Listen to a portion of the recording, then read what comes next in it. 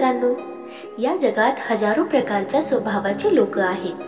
त्या सगळ्यांचा स्वभाव प्रकार ओळखणे कठीण आहे। काही खूप प्रामाणिक असतात, काही खूप बेईमान आहेत, तर काही खूप हुशार असतात, तर काही खूप चालाक असतात। सर्वसाधारणपणे वरील दिसण्यावरून एखादी व्यक्ती कोणत्या प्रकारची आहे हे समजून घेणे फार अवघड बाब आहे।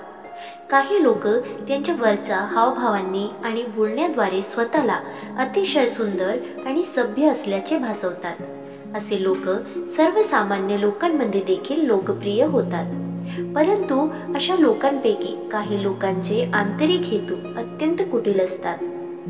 हे लोक वरून चांगले वागून एकदम साधे सरळ दाखवण्याचा प्रयत्न करतात, परंतु त्यांचे हावभाव खोटे असतात आणि ते त्यांच्या हुशारीने त्यांचा घाणेरडा उद्देश पूर्ण करू शकतात। आपल्याला काही कडेपर्यंत अनेकदा खूप उशीर झालेला असतो, म्हणूनच अशा लोकांना ओळखणे महत्त्वाचे आहे। बनावट हावभाव कसे ओळखायचे, चला बघूया।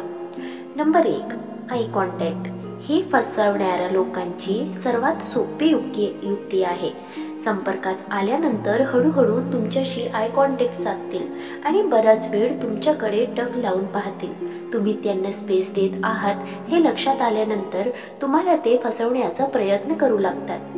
तोपर्यंत तुम्हाला कळणारही नाही। असे लोक आधी तुमची परीक्षा घेतात। जर तुम्हाला आक्षेप नसेल तर हे लोक स्वतःला त्यांच्या परीक्षेत उत्तीर्ण समजतात आणि तुमच्यामध्ये खूप रस घेऊन भरपूर काही बोलू लागतात। अशा लोकांना अगदी सुरुवातीला ओळखणे महत्त्वाचे आहे। लक्ष देऊन घेणे।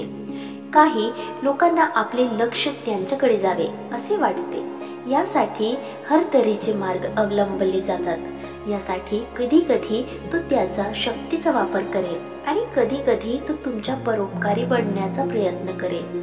तो धमकावण्याचा प्रयत्नही करू शकतो। अशा प्रकारे तो तुम्हाला कोणत्याही किंमतीवर व्यवहार करण्यासाठी किंवा संबंध ठेवण्याचा प्रयत्न करेल। नंबर 2, गोपनीय माहिती सांगणे। कधी कधी असे लोक तुम्हाला आकर्षक वाटतील, ते तुम्हाला नेहमी जिंकू इच्छितात। तो तुम्हाला खास वाटण्यासाठी कधी कधी गोपनीय माहिती सांगेल, जेणेकरून तुम्हाला समजेल की तुम्ही त्यांच्यासाठी खास आहात, म्हणून ही माहिती शेअर करत आहेत। असे लोक कधी कधी असे काही करतील की तुम्हालाही त्यांची उणीव भासू लागेल, पण प्रत्यक्षात ही अशा लोकांची फसवणूक करण्याची कला आहे। नंबर 3, तुम्हाला प्रेमळ नावाने हाक मारणे।